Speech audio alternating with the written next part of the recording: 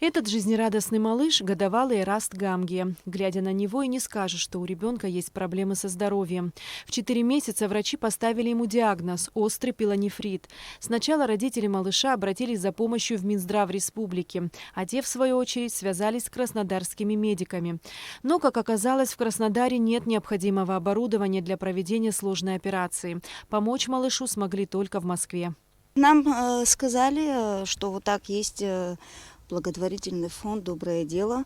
Обратитесь, вам там помогут. Там человек хороший, вот, Картава Энрик. Вот обратились мы к ним, и он нам, конечно же, помог. Спасибо ему огромное. Выехали 14 ноября. Мы там побыли, очередь свою ждали.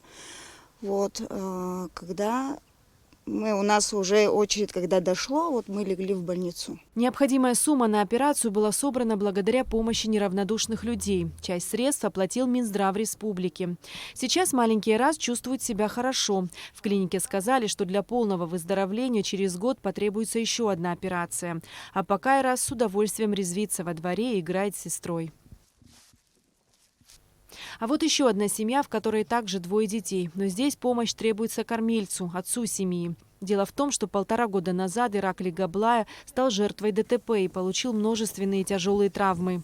После этого, видимо, нога плохо, кость зажила, там было много переломов, порядка 10-11 переломов.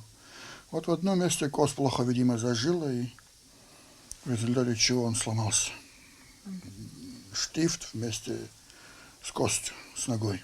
Здесь мне сказали, что ничем помочь не можем, требуется выехать за границу, в данном случае в Москву. Я обращался в республиканскую больницу, сказали, мы здесь не можем, из-за того, что не имеют инструмент, как я понял, чтобы достать сломанную железку. Ираклий обратился в благотворительный фонд «Доброе дело», который собирается помочь ему. Организация сотрудничает с московскими клиниками, куда и отправляет своих подопечных. С работы связались с клиникой.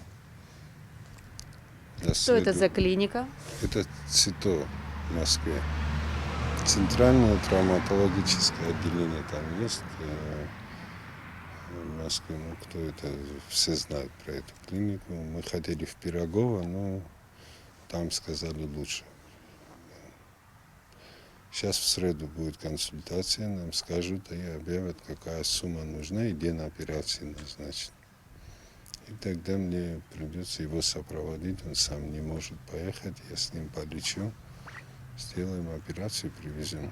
Энрик Куртава основал фонд после того, как потерял дочь, чье больное сердце так и не дождалось помощи. Помочь фонду и внести свою лепту может любой желающий, проживающий как в Абхазии, так и за ее пределами. Для этого нужно просто отправить СМС со словом «помощь» на короткий номер 5511. Стоимость одного сообщения – 50 рублей. О других способах помощи можно узнать на официальном сайте фонда «Доброе дело». Эсма Гуланзе, Алексей Баструков, Абхазское телевидение.